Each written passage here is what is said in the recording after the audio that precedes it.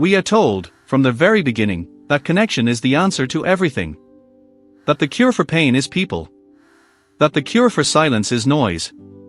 But what if silence was never the wound? What if, for some people, solitude isn't running from life, it's the only place where life makes sense? From childhood, we are taught that being alone means something is wrong with you. The quiet kid gets asked if he's okay. The one who eats lunch alone gets pitied before he's even understood. Society builds its entire emotional language around togetherness.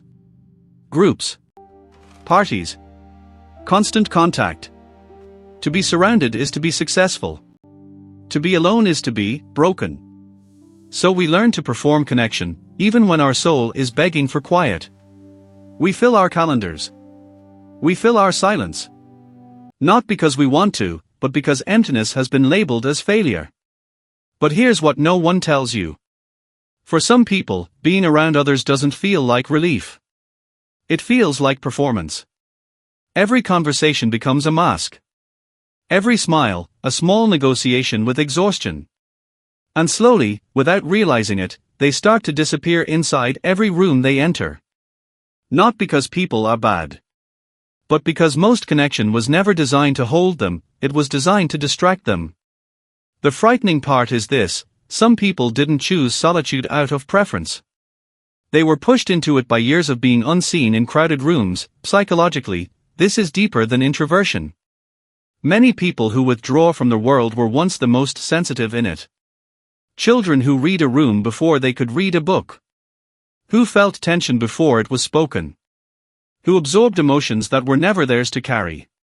That kind of nervous system doesn't crave isolation for comfort. It craves isolation for survival. Because being around people, for them, means constant emotional translation, reading, adjusting, softening, predicting. And eventually, the mind learns something quiet and devastating. It is safer to feel nothing with no one, than to feel everything with everyone. This is not avoidance. This is a nervous system protecting itself from years of overexposure. What many people fail to realize is that solitude, for some, isn't the absence of connection. It's the absence of pretending. Maybe you've felt this.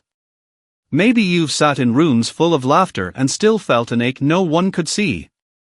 Maybe you've learned to enjoy your own company, not because you gave up on people, but because your own presence finally stopped demanding a performance. Some people don't fear being alone. They fear being around people who make them feel alone anyway. And once you've felt that difference, you can't unfeel it. You stop chasing connection that costs you your peace. Perhaps solitude was never a punishment.